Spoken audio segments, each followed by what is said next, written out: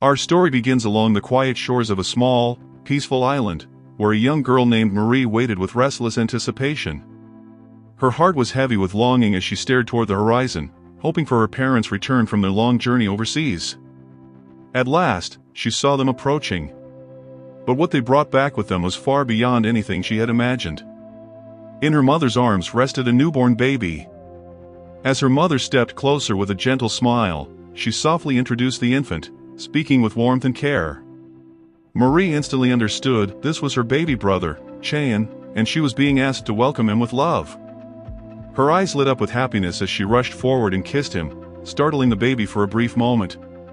But Marie showed no hesitation, showering him with pure affection, and soon the infant's expression relaxed into a sweet, gentle smile at the sound of her voice. 3 years passed.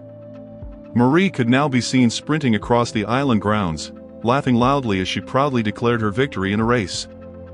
Behind her, Cheyenne struggled to keep up, exhaustion clearly written across his face. Marie responded with the confidence of an older sister. When their father arrived moments later, she ran straight to him, and he greeted her warmly, proud of her energy and spirit. Cheyenne approached next, and their father praised him for becoming so dependable. Cheyenne humbly brushed off the compliment, insisting that Marie was the truly brave one.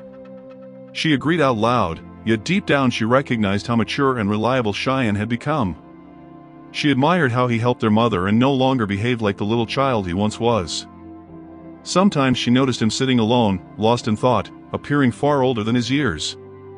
And in those moments, she felt a quiet, hidden jealousy stir within her. One day, Cheyenne stood by himself, whispering strange phrases that sounded almost like incantations. Marie assumed he was practicing lines for a play and laughed, remembering his childhood imagination. That evening at dinner, Cheyenne suddenly asked their father a serious question about whether monsters truly existed. Their father admitted that they did and warned him never to leave the island, explaining that dangerous creatures lived beyond its borders. He told him that if he ever encountered one, he should run immediately and seek help from an adult. But Cheyenne wasn't satisfied. He followed up by asking about fairies and spirits. Their father said fairies likely existed but admitted he knew nothing about spirits.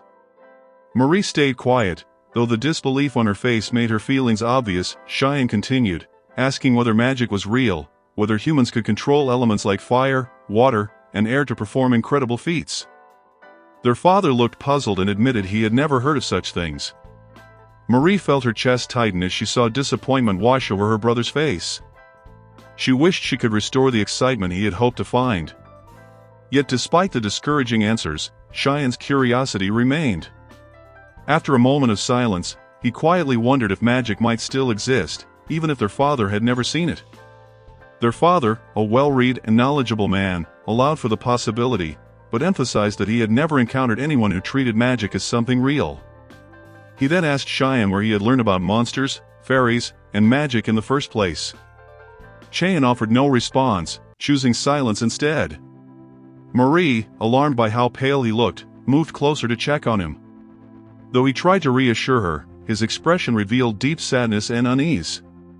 From that day forward, Cheyenne never mentioned magic again. Another 3 years passed. Marie now trained tirelessly in the garden with a wooden sword, while Cheyenne watched her with admiration shining in his eyes. After she finished and sat beside him, he asked why she practiced so intensely every day. She explained that as his older sister, she needed to be strong enough to protect him. When he asked what she was protecting him from, she answered playfully that it didn't matter monsters, spirits, or anything else, it was her responsibility. Even when the effort felt overwhelming, she loved knowing she was growing stronger for his sake. She admitted that while she wasn't as academically gifted as him, she excelled in movement and combat. In that moment, Cheyenne truly understood what drove her relentless determination. As evening settled in, Marie continued training until her friend arrived, surprised that she wasn't exhausted yet. When her friend declined to join, explaining she was tired from helping her grandmother all day, she asked whether Cheyenne was still studying at home. Marie confirmed it, and her friend remarked that the siblings seemed to live in completely different worlds. The comment reminded Marie of the day Cheyenne had once asked about magic, and she wondered if his endless studying was tied to that lingering curiosity. Suddenly, a strange, glowing light appeared above the lake, leaving both girls frozen in shock. The next day, Marie brought Cheyenne to the lake. Though he hesitated, worried about their mother's warning not to wander too far, she reassured him that the area was safe and that no monsters lived there. As night approached, Cheyenne grew anxious, fearing their mother might worry. But Marie urged him to wait just a little longer. Soon, the mysterious light appeared again above the water, leaving Cheyenne speechless. Marie explained that the light showed up every evening after sunset, though no one knew why. She told him she had once tried showing them to their parents, but strangely, they hadn't seen anything. She admitted she'd been afraid he wouldn't see them either. Cheyenne suggested that maybe only children could see the lights, but Marie disagreed, explaining that some adults could see them while some children couldn't. Some people saw them as perfect spheres of light, while others, like herself, saw them flicker rapidly, vanishing in an instant. Cheyenne found it all incredibly strange, and Marie agreed, saying it felt almost like magic. She reminded him of how, when he was younger, he had once dreamed of creating things from light, and how upset she'd been when her father dismissed those dreams as nonsense. Cheyenne, moved, asked if she truly remembered that moment. She told him she might forget many things, but never the ones that mattered to him. Her words reached straight into his heart, nearly bringing him to tears, but she gently encouraged him to head home calmly. Before leaving, Cheyenne sincerely thanked her for everything she had done. Marie replied honestly, saying she didn't do it for gratitude, only to see happiness in his eyes. When she asked if he was happy now, he answered with overwhelming joy that he truly was. The next morning, Marie and Cheyenne finished breakfast with unusual excitement and speed, surprising their parents. Buckets in hand, they rushed back to the lake to continue their mission. Cheyenne already looked exhausted, which made Marie laugh as she teased him about becoming sluggish from spending too much time indoors. Despite her joking, Cheyenne was far too tired to argue, focusing entirely on the task ahead. Marie asked what they should do next, and Cheyenne explained that he wanted to study the glowing orbs more closely to uncover their true source. Marie suggested the lights might be rising from the lake itself. But Cheyenne offered another idea, that the glow might be coming from something hidden deep within the water. He insisted that they needed to look deeper if they truly wanted to uncover the truth. While Marie admitted she didn't fully understand everything, she placed complete trust in Cheyenne's instincts and eagerly offered her help in solving the mystery. With genuine curiosity, she asked what they should do next. Cheyenne explained his plan, pointing out that they had 3 buckets. One would hold water, stones, and sand, another would contain water and plants, and the third would be filled with water and fish. Even though Marie wasn't entirely convinced the plan would work, she agreed to go along with it and help him carry it out. The siblings worked side by side, quickly filling the first 2 buckets. However, catching a fish for the third one proved far more difficult. As they struggled to catch one, Cheyenne suddenly burst out laughing. Marie asked what was so funny, and he admitted how happy he was to have her there with him, sincerely thanking her for always supporting him. Marie reassured him, saying that as his older sister, it was her responsibility to stand by his side no matter what. She added jokingly that she simply had too much free time, which was why she decided to come along. She also confessed that she was excited to find out whether magic truly existed.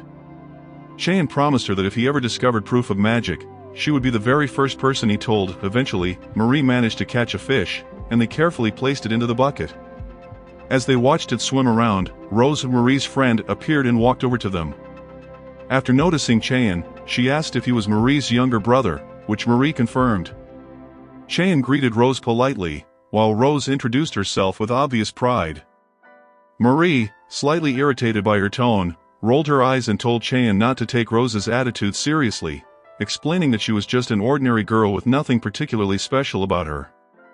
Annoyed by the remark, Rose snapped back, asking if she was supposed to be worthless, before demanding to know what they were doing.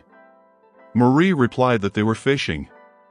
Rose continued questioning them, asking why they had chosen this specific lake. Marie pointed out that Cheyenne was the one who understood the reason. When Rose asked if it had something to do with the glowing orbs, Cheyenne confirmed it. Rose admitted that she also liked coming to the lake to watch the strange lights. When Cheyenne asked if she knew anything about them, she explained that she didn't know where they came from, she simply enjoyed watching them. As the sun began to sink, the glowing orbs appeared once again above the surface of the lake. However, none of them emerged from the buckets Marie and Cheyenne had prepared. This led Cheyenne to conclude that the lights must be coming from something else deeper within the water. Rose commented that discovering everything living in the lake would be extremely difficult. Fueled by intense curiosity in his sharp, restless mind, Cheyenne became determined to dig deeper into the mystery of the shimmering orbs. Marie, unable to suppress her own curiosity, insisted on joining him and jumped into the water alongside him to help search. In the middle of the lake, Cheyenne managed to grab one of the orbs, realizing it was warm to the touch, almost as if it carried a living pulse. Marie copied him and caught one herself. But when Cheyenne tried to dive down and look deeper underwater, he couldn't see anything. The depths were completely dark, making it impossible to observe anything below. Cheyenne began piecing everything together in his mind, concluding that the orbs couldn't be simple magic, but were likely connected to a living creature. Their positions constantly shifted, moving as though they were alive. When Marie asked how he knew, he confidently explained that their movement was irregular, meaning it had to be tied to something that breathed and moved. Afterward, they climbed out of the water, and Cheyenne thanked Marie for helping him. She responded naturally, telling him there was no reason to thank her at all. They were family, and as his sister, it was her right to support him no matter what. Soon after, Rose continued fishing and eventually managed to catch a female fish after considerable effort. She commented that female fish usually stayed deeper in the water, making them harder to catch. She placed the female fish into the bucket with the male. At that moment, something unexpected happened. The glowing orbs appeared again in the water. As Cheyenne watched carefully, understanding suddenly struck him. He realized that the glowing orbs were tied to the fish's courtship rituals. When Marie asked what courtship rituals meant, Rose explained simply that it was how a male expressed his feelings to a female so they could start a family together. With innocent sincerity, Marie turned to Cheyenne and said she wanted to marry him when they grew up. Cheyenne, overwhelmed with embarrassment, felt his face burn as he hurriedly insisted that such a thing was impossible. Siblings could never marry. The next day, Marie was deeply upset after being scolded by their mother for what she had said. She went to Cheyenne, asking if she had done something wrong. In that moment, he realized with sudden clarity that her promise had awakened a hidden magical force within him. He understood that their strong bond and their unwillingness to be separated had triggered a magical reaction. Embarrassed and confused, Marie ran off, leaving Chase standing alone, struggling to process what had happened. As he reflected deeply, he concluded that the people of this world simply hadn't discovered magic yet, and because of that, they never learned how to use it. He felt certain that he would be the one to ignite the beginning of magic here. A sudden flood of memories pulled him back to his previous life. He remembered eagerly waiting for his 30th birthday after hearing rumors that anyone who reached that age would awaken magical power. He counted down the final seconds with excitement, ready to test it. But no matter how hard he tried, nothing happened, leaving him devastated. Still, he refused to give up and pushed forward with stubborn determination. Later, on a quiet night, he sat alone in his room holding an old, dusty magic book. He read an incantation with hope, waiting for even the smallest reaction, but nothing came. The silence around him reflected how empty the world felt without magic. Exhausted and disappointed, he lay down to sleep. As he did, his heart suddenly stopped, and he collapsed. His final memories were filled with a life spent striving to grow and improve, yet never finding true joy except in the idea of magic itself. That belief alone had carried him through life, even without proof. With one final thought, his consciousness faded. He awakened into a new life, remembering the harsh words his current father once spoke about magic not existing. He tried to ignore it, dedicating himself to work and study. Even so, his dreams slowly fell apart until one day, without warning, a genuine surge of magical energy erupted from within him. He tried to form a fireball again, but nothing appeared. He reminded himself to remain cautious. One spark alone didn't prove magic truly existed. When Marie entered his room, he felt her timing was perfect. As she spoke about dinner and agreed to stay a bit longer, she grew flustered under his intense gaze. When he spoke honestly about his feelings toward her, another surge of magical energy escaped him, confirming his suspicion that strong emotions were the trigger. Marie, however, became upset and believed he was using her emotions for his own benefit. He insisted that his words were genuine, but she struggled to accept them at first, until she finally believed him and pleaded with him not to say such things again. When she asked what he had discovered, he explained that the energy appeared whenever his emotions intensified, though he was certain this could not be the only method. He then focused on happy memories, and as his joy grew stronger, the energy surfaced once more.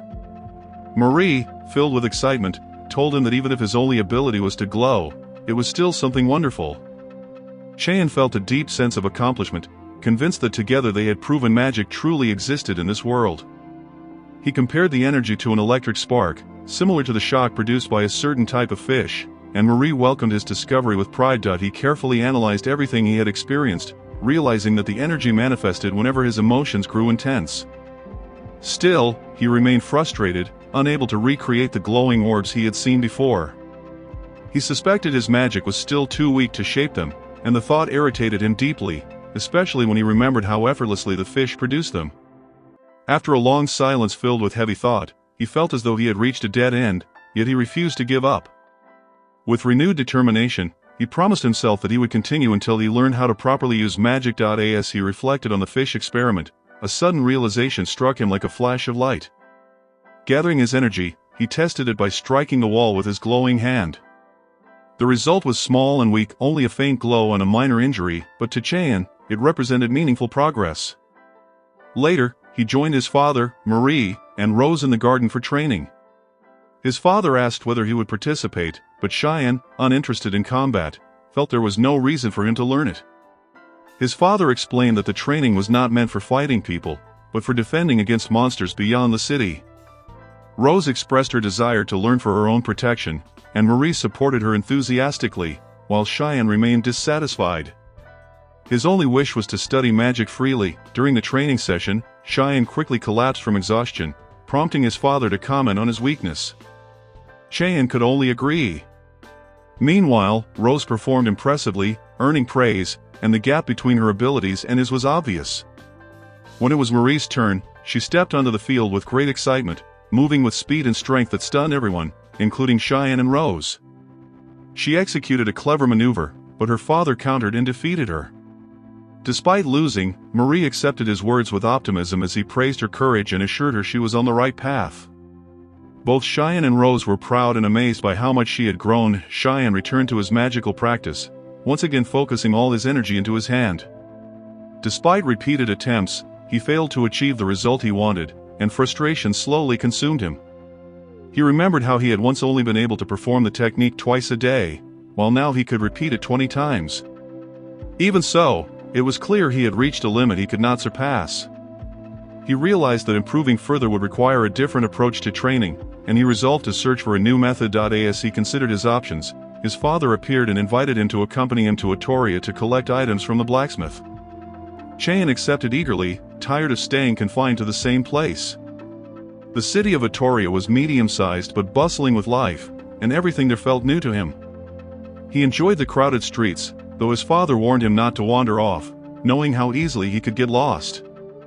Amid the city's lively atmosphere, Cheyenne felt a faint sense of disappointment. He had hoped the trip might open new doors and lead him to magical knowledge, but instead he found himself simply helping his father with errands. When they reached the blacksmith, the man welcomed them warmly, treating them like family. He had crafted a custom sword for Marie, designed to be light and slightly shorter to suit her. Marie was thrilled, admiring how perfectly it fit her, but her excitement quickly turned to guilt when she realized Cheyenne had received nothing.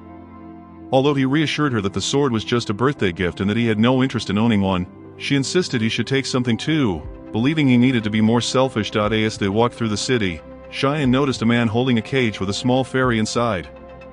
The sight immediately caught his attention, but when his father saw it, his expression hardened and he forbade Cheyenne from going near it. Later, Cheyenne and Marie returned to their training. Marie was delighted when Cheyenne surpassed his previous record, and he admitted that her support was the reason for his progress, though he still felt unsatisfied. He acknowledged that while he had gained better control over his magic, all he could produce was light. Marie tried to encourage him, pointing out that his light now carried warmth, but he wanted more fire, lightning, anything stronger. He believed that fully understanding the connection between emotion and magic was the key to his growth. His thoughts returned to the fairy he had seen earlier. He felt that fairies were part of nature and wondered why his family opposed interacting with them. Before he could think further, Marie became upset at being ignored, and he apologized, turning his attention back to her just as loud noises echoed from downstairs. They rushed down to see what was happening. A crowd had gathered, urgently speaking with his father and requesting weapons. When Cheyenne asked what was going on, his father confirmed that trolls had appeared. Cheyenne felt a spark of excitement at the idea of studying them, hoping it might help his magic, but the tense atmosphere around him made him realize how dangerous trolls truly were. His father ordered the villagers to gather the women, elders, and children inside the house. While those capable of fighting prepared for battle, Marie tried to appear calm, though her trembling hand betrayed her fear. His father reassured everyone that only 2 trolls had been spotted and that they would handle them quickly. Cheyenne asked whether trolls had enough strength or intelligence to reach the upper floor, and his father explained that trolls were foolish creatures incapable of doing so. Cheyenne suggested hiding everyone upstairs for safety, and his father agreed at once. Everyone gathered on the 2nd floor with Cheyenne's family. He tracked how long his father and the men had been gone as a storm raged outside and tension filled the house. Suddenly, one of the trolls reached the home and searched the empty basement, finding no one. Enraged, it began smashing the front door, the sound echoing violently throughout the house. Cheyenne and the others froze in fear. The noise stopped briefly, making everyone think the troll had left, but the silence was shattered when a window broke. The troll had found another way inside. Marie, shaking, whispered whether it could reach them, but Cheyenne urged her to stay quiet, knowing that even the slightest sound could draw the creature straight to them. The troll began climbing the stairs toward the 2nd floor and stopped directly in front of the door to their hiding room. Everyone froze, holding their breath in sheer terror. After hearing no movement, the troll slowly stepped away, giving them a brief and fragile sense of relief. Then, without warning, a deafening crash shook the house, sending waves of panic through everyone as screams echoed in the air. The troll had returned and smashed the door apart with brutal force. When it stepped inside, its massive, horrifying figure paralyzed the entire group with fear. In that moment, Cheyenne realized how reckless his wish had been to study such a monstrous and deadly creature. Cheyenne's mother immediately moved in front of her children, desperately trying to shield them with her own body. The troll let out a strange, mocking laugh, and Cheyenne understood then that the creature was far from mindless. It knew exactly how powerful it was. His mother collapsed in terror. Despite her fear, Marie stepped forward, gripping her sword tightly, determined to protect her family and fulfill her promise to defend Cheyenne. But the troll effortlessly knocked her sword aside and sent her crashing to the ground. As it moved in to kill her, Cheyenne's mother gathered the last of her strength and threw herself in front of Marie, taking the blow across her back. The troll raised its arm again, preparing to deliver the final strike.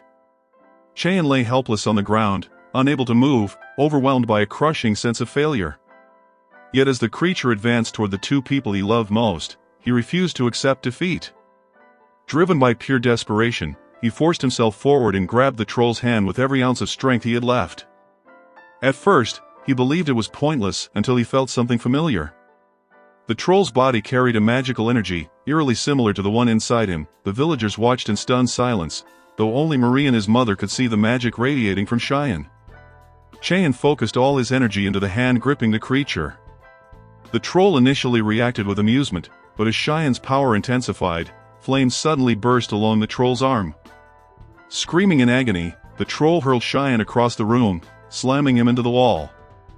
Even injured, Cheyenne struggled back to his feet. With the last of his resolve, he leapt onto the troll's back and poured every bit of magic he could muster into his hand as it pressed against the creature's skull. Fire engulfed the troll, its screams filling the room until it finally collapsed, lifeless. For a brief moment, Cheyenne stood there in disbelief. The villagers stared at him in silence, uncertain and afraid after witnessing what he had done. He felt the weight of their fearful gazes until Rose stepped forward, offering him quiet reassurance. But the moment was short-lived. Attention quickly shifted to his mother, who was trembling in pain. Marie rushed toward her, but Cheyenne and Rose stopped her. Seeing his mother's pale face and the severe bleeding, Cheyenne understood that stopping the blood loss was their only chance. He laid her on a bed and asked the villagers for help, but no one stepped forward with medical knowledge. Forced to act, he asked if anyone knew basic sewing. One woman hesitantly raised her hand. He instructed others to bring needles, thread, alcohol, and clean cloths.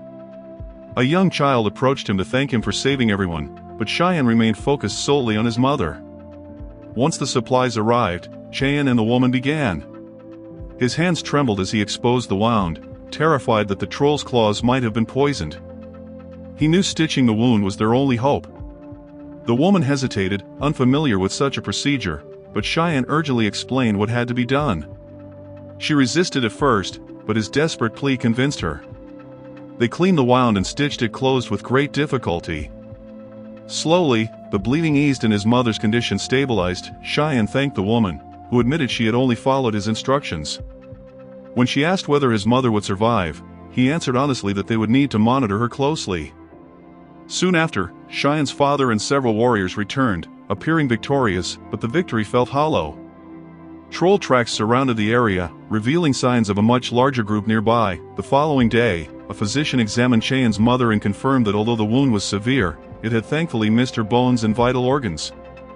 Overcome with guilt, Marie apologized to her mother, but she gently took her hand and assured her that she had acted bravely and should feel proud, not ashamed. For the first time since the incident, Cheyenne's father spoke, his voice filled with disbelief and curiosity. He asked Cheyenne how he had done everything the villagers described and how he possessed such medical knowledge.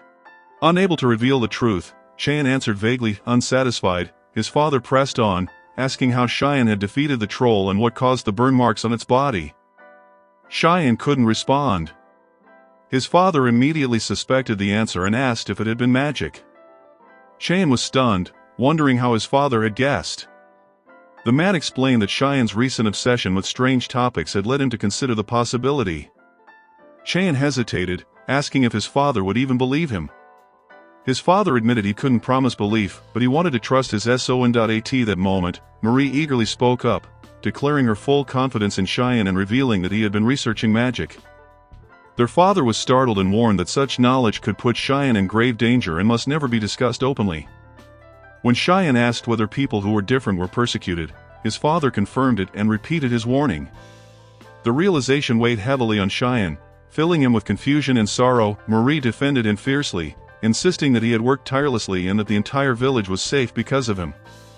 While their father acknowledged that Cheyenne had saved lives, he insisted he could not allow his son to pursue something so dangerous. Marie argued that no one even knew whether magic was truly dangerous. Their father replied that a power capable of killing trolls could not be ignored. Reflecting on his long struggle and determination, Cheyenne declared that he would continue studying magic. Troubled, his father asked whether he truly understood the risks. Cheyenne answered that abandoning magic would mean abandoning his happiness, because it was his dream. His father responded firmly that he was still too young to make such a choice, but Cheyenne was certain his resolve would never waver. A heavy silence followed his words. Seizing the moment, Cheyenne added that if his pursuit ever endangered his father, the man was free to disown him. The statement deeply saddened Marie, yet Cheyenne remained unwavering. His father asked whether he was truly prepared to continue, even if everyone turned their backs on him. Without hesitation, Cheyenne answered that he was. After a long pause, his father finally gave in. He allowed Cheyenne to continue his research, but demanded regular reports on every discovery and warned that if Cheyenne ever crossed into dangerous territory, he would intervene immediately. Cheyenne was surprised by this unexpected leniency, and his father admitted there was little he could do when his son was so resolute. Marie celebrated the decision with visible joy. Later, their father lit a stack of firewood and asked Cheyenne if the amount was sufficient. After confirming it was, Cheyenne decided to attempt a new magical experiment. He gathered energy into his hand and moved it toward the flames. Suddenly, the fire shifted into a deep blue color, reacting to the magic forming within his palm. Alarmed, his father immediately extinguished the fire to keep him safe. Marie rushed over in panic to check on her brother, but Cheyenne calmly explained that he had made an important discovery. Magical energy could merge with natural energy, and when it did, the fire changed in response. Though his father could not see the magic itself, he had clearly witnessed the transformation and could no longer deny what he saw.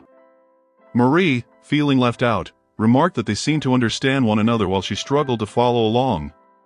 Cheyenne reassured her, reminding her that she was the one who had helped him discover magic in the first place. Excited by the possibilities, Cheyenne imagined himself summoning a massive fireball, and his father noted that this enthusiasm always surfaced whenever Cheyenne uncovered something new about magic. The experiments continued repeatedly, with his father standing nearby, ready to step in if anything went wrong. When exhaustion finally set in, his father suggested they take a short break, and Cheyenne thanked him. At that moment, Rose arrived and asked whether he was testing a new spell. After he explained, she was stunned. He promised to show her later, mentioning that his father now required all magical practice to be done under supervision. Rose admired how supportive his father was, calling him remarkably caring. Cheyenne then thanked her sincerely for the comfort she had given him during the troll attack, acknowledging how much her presence had steadied him. She asked about Marie, noticing how relentlessly she trained. Cheyenne believed the recent events had made her feel responsible, but he trusted she would recover. Rose reminded him that Marie relied on him and needed his support as much as he needed hers. Meanwhile, Marie, still affected by everything that had happened, trained with even greater intensity, pushing herself harder with every session. Cheyenne began explaining the conclusions he had drawn about his magical energy. First, he discovered that increasing the energy's concentration amplified the size and power of fire. His second observation came when experimenting with stronger heat sources, which caused his hand to come dangerously close to igniting. The third finding showed that when he touched fire using only a small amount of magic, his hand produced normal flames instead of blue ones. His final discovery revealed that even when his hand was covered by a material, he could still gather and guide fire through it without causing damage. From these experiments, Cheyenne concluded that his current power was dangerous and not yet practical. His father found the results fascinating but believed mastering fire would be extremely difficult. Cheyenne, however, was confident he could manage it by gathering the energy at a distance instead of directly on his hand. To his surprise, Marie claimed she could attempt the same thing, and Rose soon demonstrated that she could as well. Their ability amazed him, and he realized both of them were exceptionally talented. With their help, he repeatedly practiced gathering the energy away from his hand. After many failures, he finally succeeded in collecting and releasing it. Though thrilled, his father still could not clearly see the magic. Determined to prove it, Cheyenne stepped outside and returned with a lighter. Instead of igniting it normally, he focused his magic and directed it toward the object, producing a visible fireball. The sight filled everyone with excitement. Deep inside, Cheyenne was overwhelmed by the realization that the magic he had dreamed of in his previous life was now real before his eyes. He named this energy flame, though he admitted it still lacked offensive power. Later, he joined his father in harvesting their crops. A month had passed since the last attack. Cheyenne continued training, but fatigue became a constant struggle. He realized that each use of his magic drained his energy quickly. At the same time, Marie pushed herself just as hard, her hands becoming rough and calloused. Their father eventually ordered her to rest, warning that excessive training could cause harm. Cheyenne also urged her to stop, but she ignored them both. His frustration finally boiled over and he shouted at her, leaving her hurt and walking away. Their father reassured Cheyenne that Marie was overwhelmed by responsibility and would recover in time. Later, Cheyenne sat with his father and asked about electricity, but the man had never heard of it. Cheyenne compared it to lightning and wondered whether any creature or plant in this world could produce something similar. Feeling his fire experiments had reached their limit, he decided to explore a new path. When he shared this idea, his father dismissed it, deepening Cheyenne's disappointment. Soon after, his father suggested a trip to Azdarek, and Cheyenne asked Marie to come along. She refused, explaining she still had work to finish, wishing them well but clearly hiding her wounded pride. In the City of Glass, Cheyenne and his father met the blacksmith, who confirmed the existence of a substance called lightning ore. When asked how it could be obtained, the blacksmith explained that while it wasn't rare, it was incredibly difficult to handle. Its extreme weight and unstable energy made transportation dangerous. This fascinated Cheyenne, who quietly wondered how anyone could safely move a metal that naturally generated electrical power. He also asked the blacksmith whether there were any trees that produced a sticky white sap, only to learn that no such plants existed in this region. That realization confirmed for him that rubber trees did not exist here. The second possible insulator he considered was glass, though he was uncertain about its durability. He asked the blacksmith if he possessed any glass that resembled stone. After Cheyenne described its appearance, the man presented an item he referred to as paper crystal. The crystal was exactly what Cheyenne was looking for. The moment he touched it, he sensed its potential as a lightning insulator, though he had no idea how it could be shaped or modified. The blacksmith was puzzled by the boy's unconventional line of thinking, but Cheyenne's father remarked that his son had never thought like an ordinary child. Cheyenne then asked if a larger piece existed, and the blacksmith directed them to the trade district, explaining that a sizable piece could be purchased there for 4,000 gold coins. The price shocked Cheyenne, as he realized such a sum could support a family in great comfort for years. Even so, his father immediately insisted they go to the district to buy it. When Cheyenne questioned whether his father truly planned to make the purchase, the man confirmed it without hesitation. Cheyenne felt the cost was excessive, but his father reassured him that children should not concern themselves with prices. He told him to ask for whatever he needed, and if it was possible, he would provide it, and if not, he would say so honestly. Filled with gratitude, Cheyenne accompanied him, and together they successfully acquired the lightning ore. Cheyenne began experimenting with the lightning ore, convinced that if his assumptions were correct, the results he sought would finally appear. His mother watched with quiet happiness as her son applied magic with growing confidence, gathering energy and directing it into the ore. The two forces reacted violently, triggering an explosion. His father assumed it was another failure and tried to comfort him, unaware that Cheyenne's laughter meant he had made a new discovery. While his father remained confused, Cheyenne explained that the reaction proved his magic did not ignite his hand when interacting with the ore. This revealed that his energy possessed properties far beyond simple combustion. It meant the possibilities he once imagined were now within reach. Later, alone in his room, Cheyenne felt discouraged as he considered how to convert electrical energy into something he could release freely. He wished for a method that didn't rely on forming standard energy spheres. By envisioning a different structure, he discovered that the magic shaped itself exactly as he imagined, and the success filled him with excitement. When he went to share this discovery with Marie, he noticed she had removed her bandages, which immediately worried him. He found her by the river, training with such intensity that her wooden staff snapped in her hands.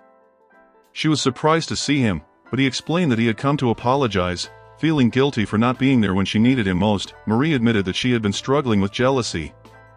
She had trained endlessly to protect him, yet when danger came, she had been powerless, and it was he who saved everyone. She felt grateful that they survived, but disappointed in herself. Even so, she affirmed her affection for him despite the frustration she carried. Rose, standing nearby, watched their closeness with surprise. Cheyenne realized that their bond had grown stronger from the moment they opened their hearts to one another. From that day forward, Marie found it impossible to distance herself from him. Continuing his experiments, Cheyenne learned that magical energy could be expanded into any shape, but weakened significantly when spread out. He then attempted the opposite, compressing the energy, making it smaller and far more concentrated. When he ignited this condensed form with a spark, it erupted in a powerful explosion that stunned both his father and Marie. The success exceeded even his own expectations, and he named the technique Flare, considering it a major breakthrough. Encouraged, he tried once more to interact with the lightning ore, but the magical energy he released was too weak to affect it, leaving him briefly disappointed.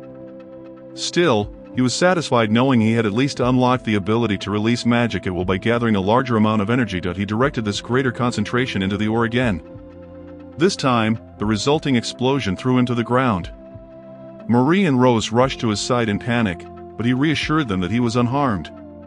Still shaken, Marie pointed out that the lightning had behaved unpredictably, rebounding toward him instead of dispersing outward. Cheyenne recognized that the ore's internal energy had drawn in the magic, though he admitted to himself that he didn't yet fully understand the phenomenon. He sensed that magic's potential was limitless, but his understanding was incomplete, and he knew he would need greater creativity to advance further. At that moment, Cheyenne's father arrived with glass, carrying several stones that they placed on the table. Cheyenne immediately noticed that Glass seemed troubled. His father explained that Glass had used Cheyenne's method to extract lightning or something once thought impossible. Glass admitted he had used the idea without permission, hoping to profit by smuggling the ore, and apologized. Cheyenne, however, saw no issue with it, surprising Glass, who had expected anger rather than indifference. The real problem extended beyond extraction. When they visited Glass's storage, they discovered that the ore released unstable bursts of energy, making it extremely difficult to store. Many stones had become worthless because they could neither release nor contain their energy safely, causing buyers to abandon them. Discouraged, Glass hoped they could find a solution. While Cheyenne's father sympathized with his friend, Cheyenne remained silent for a moment before deciding he would help. Relieved, Glass showed him how the ore reacted when placed close together. As he moved 2 stones nearer, a sudden electrical discharge leapt between them. Cheyenne focused intently on the reaction. Glass then revealed a stone he had created by melting several lightning ores into a single block. Cheyenne tested whether it emitted energy or sparked when placed near others, but nothing happened. He realized that once lightning ore was melted, its energy vanished.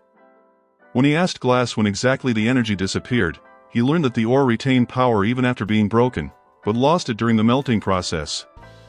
With this knowledge, the mechanism became clear. Cheyenne prepared another test and signaled for Glass's father to proceed. The man agreed, and Cheyenne released a controlled flame using his magic. Glass stared in disbelief, but Cheyenne calmly instructed him to continue. Overwhelmed, Glass asked how Cheyenne had produced fire from his bare hand. Cheyenne simply called it magic and silently waited for his father's approval to explain further. His father confirmed that they were already aware of Cheyenne's abilities, and Glass, still stunned, admitted he would never have believed it without seeing it himself. After an hour of careful work, Glass completed the formation of a new lightning stone. Once two of the newly shaped stones were placed close together, a spark jumped between them. Cheyenne felt an overwhelming sense of satisfaction. His magical fire had successfully influenced the material.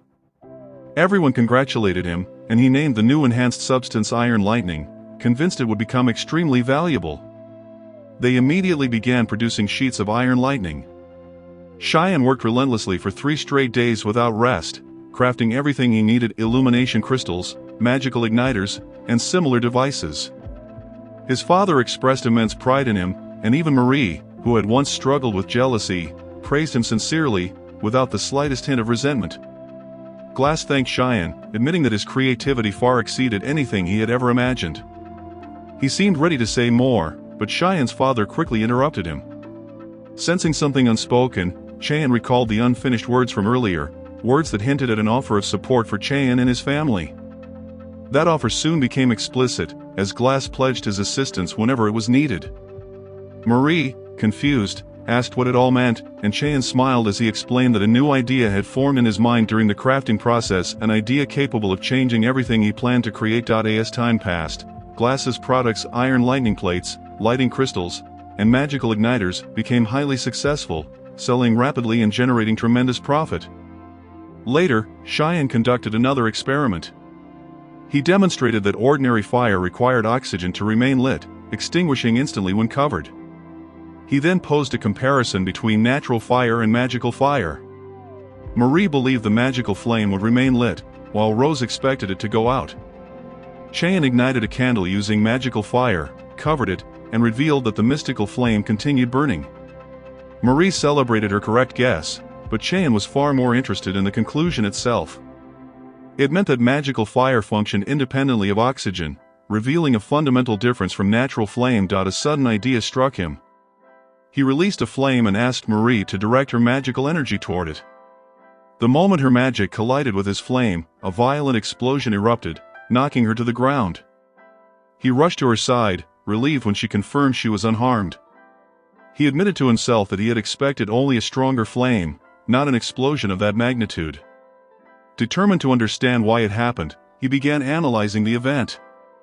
After careful thought, he conducted another test by channeling his energy into lightning ore. Expecting a similar reaction, he was surprised when nothing occurred. The lack of an explosion revealed the missing element, and the principle finally became clear to him. Rose, startled, questioned the true nature of magic. Cheyenne realized that magic was indeed magical energy, but it interacted with air as a medium. Magical fire could exist without oxygen, but when he tested lightning magic, he felt resistance from the surrounding air itself. The patterns confirmed his theory: magical energy behaved like air or pressure, shaping and influencing its environment rather than relying on chemical reactions. This realization marked a major breakthrough in his research. Overcome with excitement, Cheyenne released his familiar, strange laughter, the sound he always made when reaching a major discovery. Marie and Rose shared his excitement, happy to witness his growth and the promise of even greater breakthroughs ahead. Cheyenne had requested a special item, a pair of gloves crafted from leather and paper crystal. Once he put them on, he began experimenting immediately. His first success was the generation of magical fire, an ignition so intense that it triggered a violent explosion, shocking everyone nearby. After that, he attempted a lightning discharge, producing a focused and powerful electrical beam. He stood there, overwhelmed with pride, realizing his research had entered an entirely new phase. His father watched closely, his expression filled with awe and pride. Marie rushed forward and celebrated his progress enthusiastically, calling it the most incredible thing she had ever seen. Her praise brought Cheyenne to tears. His achievements felt unreal, even to him. Marie and Rose quickly comforted him as his parents and Glass observed quietly from a distance. Deeply moved by how far he had come, Cheyenne continued his training with renewed seriousness. He managed to shatter a wooden plank using a powerful shock spell, and Marie and Rose reacted with pure joy. Modestly, he reminded them that his improvement came from gradually adapting to the spell, then thanked them both for their constant support. He soon shifted his focus to a new technique he called Composite Magica, a method designed to amplify and concentrate magical energy by combining two magical elements. He believed it would strengthen his spells and increase their output. Yet despite multiple attempts, he saw no immediate results when merging certain energies. Still, his determination never wavered. Trying a new approach, he went down to the river to conduct another experiment. He repeated the same spell over and over, failing each time. The repeated failures left him frustrated, and Marie and Rose struggled to understand what he was attempting. Cheyenne reviewed what he already knew. His earlier experiments had proven that magical energy behaved like air, so he wanted to observe how it interacted with water. However, when he directed his magic at the river, nothing happened. Water showed no visible reaction, unlike fire or lightning. As he explained the theory behind it, both girls quickly became lost in his technical rambling, something they had long grown used to. Unwilling to give up, Cheyenne tried again. This time, he succeeded in making the water rise and float. Marie reacted with excitement, realizing that magical energy could interact with water after all. Rose wondered if this meant he would eventually be able to use water magic. Although pleased, Cheyenne understood that the effect was still weak and far from practical, requiring much greater mastery. Suddenly, he released a burst of magical energy that startled both girls. As he attempted to compress water into his hand, he successfully formed a floating ring of water. Marie rushed forward in amazement, trying to understand where the water had come from. Cheyenne explained that he had expanded his magical field and gathered moisture directly from the air. He named the new spell Aqua. Marie and Rose eagerly attempted it themselves, only for the water they produced to splash back into their faces, filling the moment with laughter. Cheyenne felt deeply fulfilled, knowing he had taught them how to use an entirely new branch of magic. Later, as he rode along with his family, Cheyenne drifted into deep thought. He sensed that the right moment to begin the second phase of his magical research was approaching, but he knew it was not time yet. Not long after, Cheyenne and Glass headed to the guild to take on a mission. Glass informed him that he would need to register first. Nearby, Marie and Rose watched as Cheyenne firmly insisted on joining a mission to test whether monsters could be affected by magic. Glass tried to convince Marie to stay behind, but she refused. She believed that avoiding danger now would only make her run from it forever, and she wanted to become stronger. Rose, just as determined, chose to stand beside her. Before departing, Cheyenne asked Glass to keep the mission a secret from their family. Upon arriving at the guild, Glass introduced himself as a platinum rank adventurer and requested 3 registration forms. At that moment, their families, who had followed quietly, stepped forward.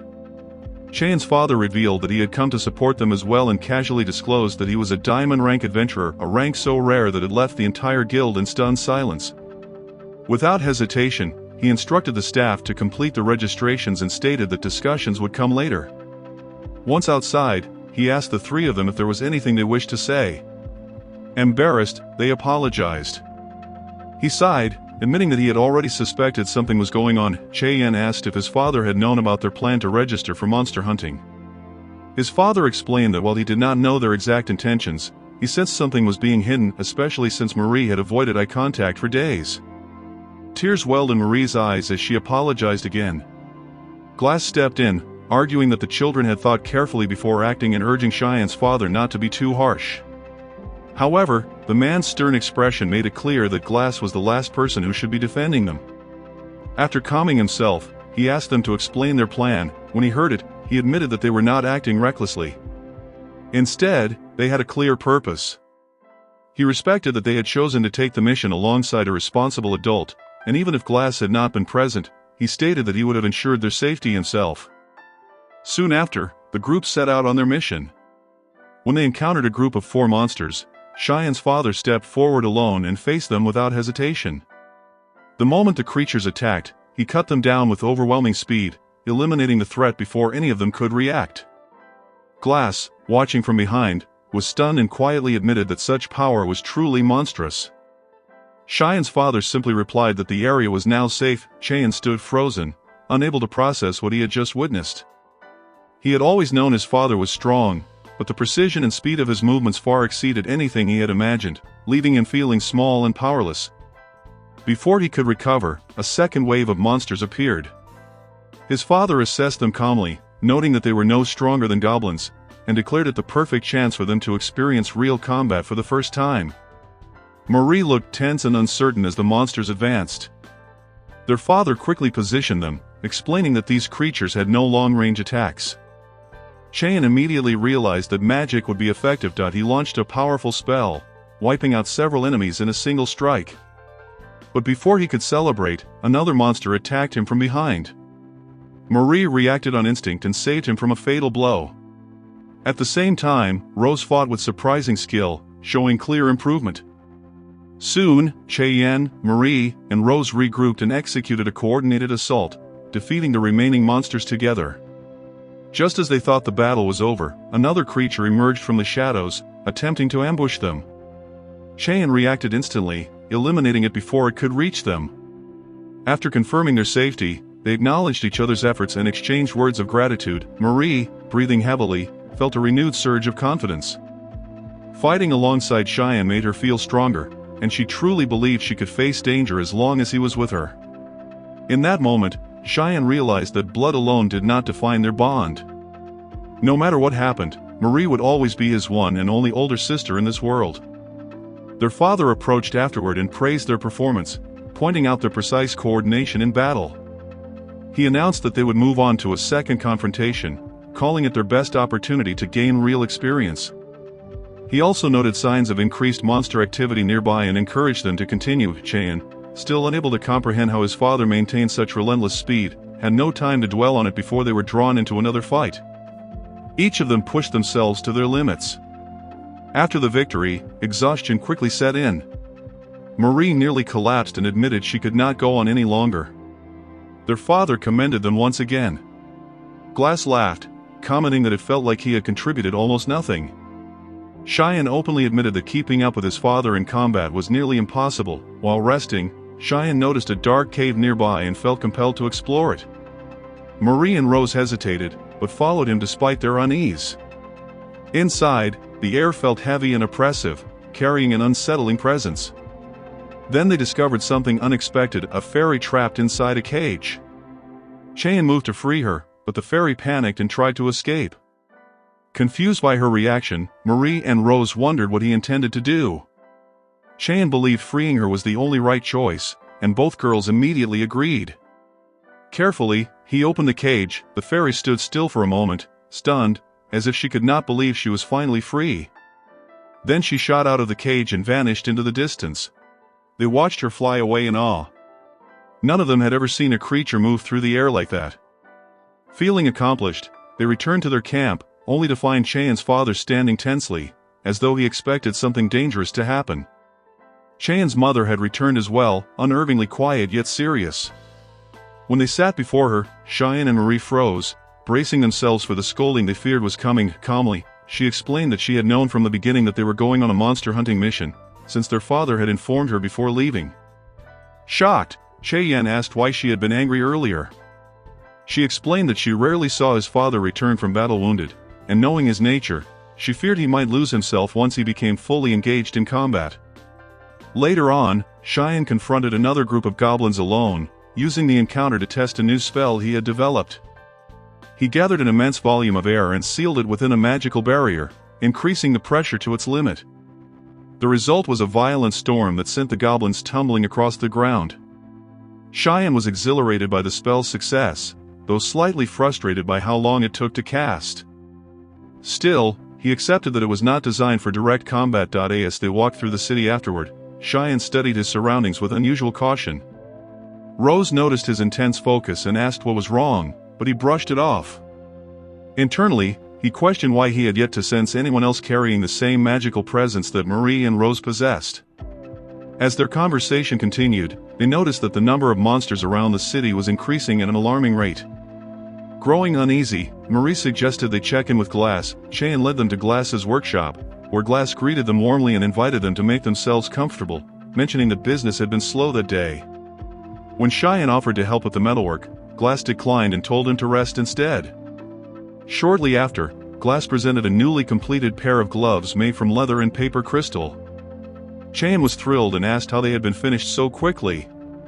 Laughing, Glass explained that Cheyenne had a habit of destroying gloves at an impressive pace, which only proved how much stronger and faster he had become. As they talked, Glass observed that the group seemed to be progressing remarkably well on their own. Marie mentioned that they were close to reaching silver rank, which surprised Glass, as he could not recall anyone their age advancing so quickly. Rose reminded him that both he and Jean had achieved strong ranks when they were young. Glass countered that adventurer guilds had not been as widespread back then.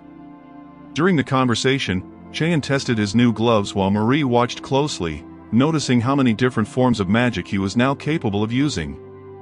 He admitted that this was exactly his intention, to learn and master as many elements as possible. When she asked what his next goal would be, he stayed silent, prompting her to continue speaking.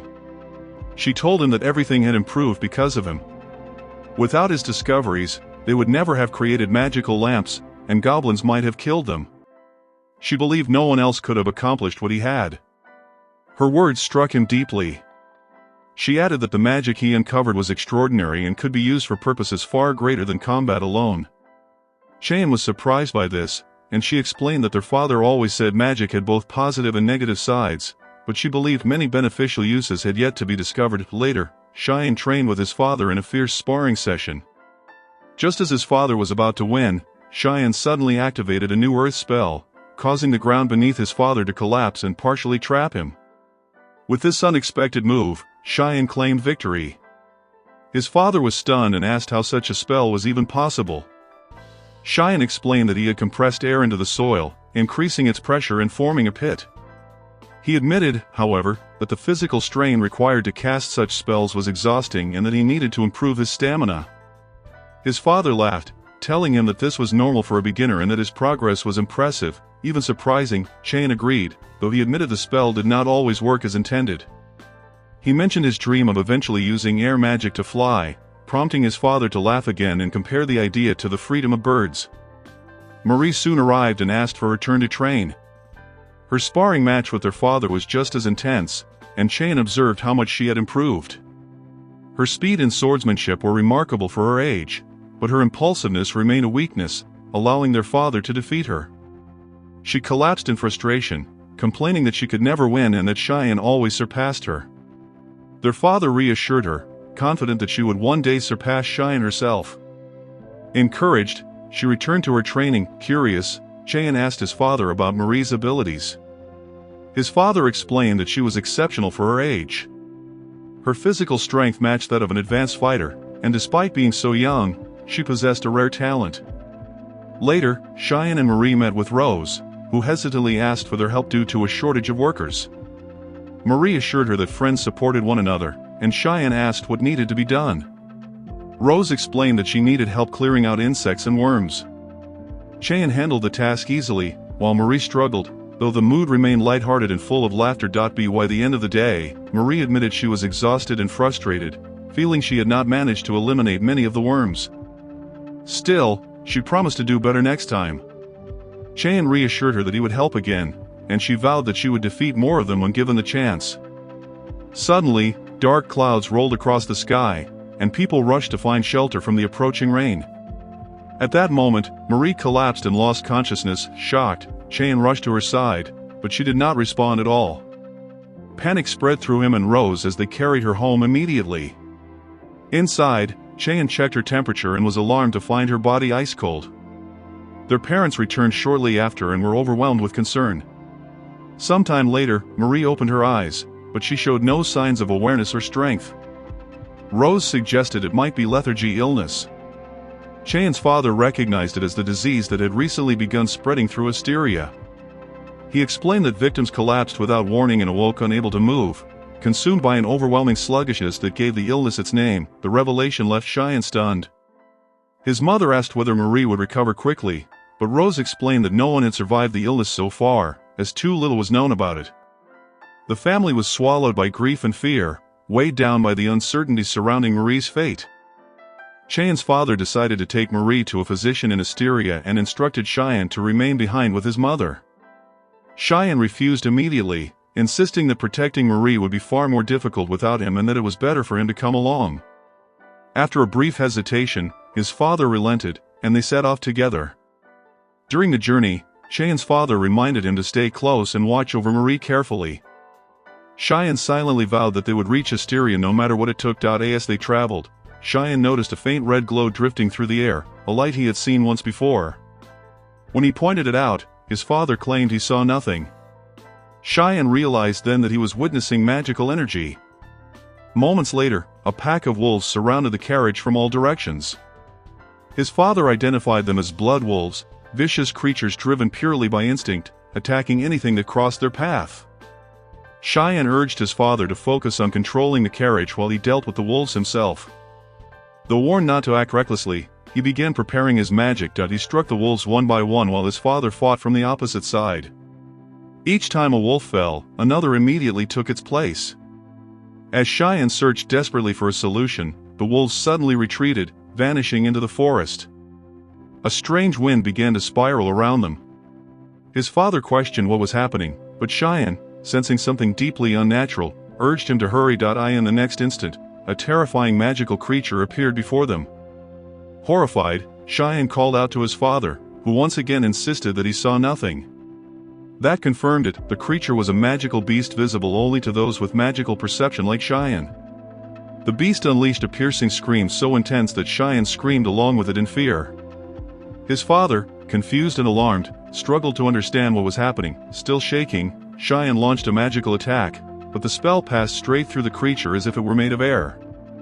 As the beast prepared to strike, Cheyenne recalled his battle with the troll and switched tactics, delivering a direct physical blow instead. To his shock, the attack landed, and the creature recoiled in pain. From his father's perspective, it appeared as though Cheyenne was fighting empty air. The beast then soared over the carriage, targeting his father. However, when it brushed against the electric lantern beside him, it shrieked and recoiled violently. Acting without hesitation, Cheyenne leapt forward with every ounce of strength he had left and delivered the final strike, killing the creature. Immediately afterward, he collapsed from exhaustion. His father caught him and gently scolded him for being reckless.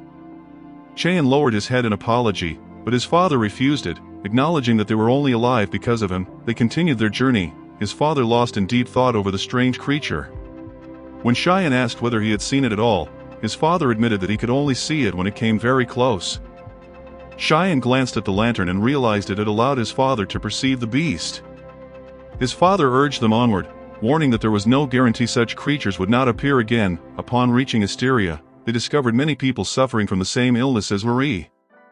They rushed her to a physician, but were told to wait their turn. Overcome with frustration and emotion, Cheyenne protested, explaining that they had faced storms and monsters just to get there. His father calmed him, saying there was nothing more they could have done. When Marie was finally examined, the physician confirmed their worst fears. She was afflicted with the lethargy illness, and there was no known cure. Cheyenne, devastated, demanded to know how a physician could simply accept helplessness. The man apologized but had no answers. As Cheyenne thought of his sister laughing, running, and smiling, tears filled his eyes. He could not understand how someone so innocent could suffer such a fate. The following day, they arranged for Marie to remain in Asteria at a secure location while they searched for a cure. The place belonged to Glass, who had intended to use it as storage, but he offered it without hesitation when he heard the situation. Cheyenne's family thanked him, and Glass, visibly shaken, expressed disbelief that someone as kind as Marie could be struck by such an illness. Realizing his words had caused pain, he quickly apologized and urged them to treat the place as their own. Later, Rose visited to see Marie, who lay motionless in her sleep. Cheyenne sat beside her, speaking softly in hopes she could hear him. His father approached and told him that someone wished to meet him. Cheyenne assumed it was another physician and dismissed the idea, but his father corrected him, reminding him of the magical beast Cheyenne had slain 4 days earlier. Surprised by how much time had passed, Cheyenne listened as his father described new attacks and unexplained deaths caused by what appeared to be an invisible monster, likely the same one Cheyenne had encountered. Understanding the seriousness of the situation, Cheyenne explained that their next mission was no game. It was dangerous, with limited and unreliable information. He met his new team and demonstrated his magic, leaving everyone stunned. As they traveled through the forest, Rafina struggled beneath the weight of her armor. Suddenly, a goblin warrior burst from the shadows, startling the entire group. They questioned why such a creature had appeared in this region. Bridget, thrilled, prepared to fight, while Rafina, irritated, shattered her armor and charged forward to prove her strength. Cheyenne tried to assist with magic, but misfired and struck Rafina's sword instead of the goblin. Dust filled the air, obscuring her vision. Seizing the opening, the goblin struck her hard, slamming her into a tree. It moved in to finish her, but Cheyenne intervened with a decisive spell. Rafina recovered quickly and crushed the creature beneath a pile of stones. Cheyenne was stunned by her ferocity. When he asked if she had ever encountered a goblin like that before, she admitted she had only seen ordinary ones. He realized then that the group was beginning to lose sight of the true purpose of their mission, and with that, the story comes to an end. If you enjoyed it, don't forget to like and subscribe. See you next time. Goodbye.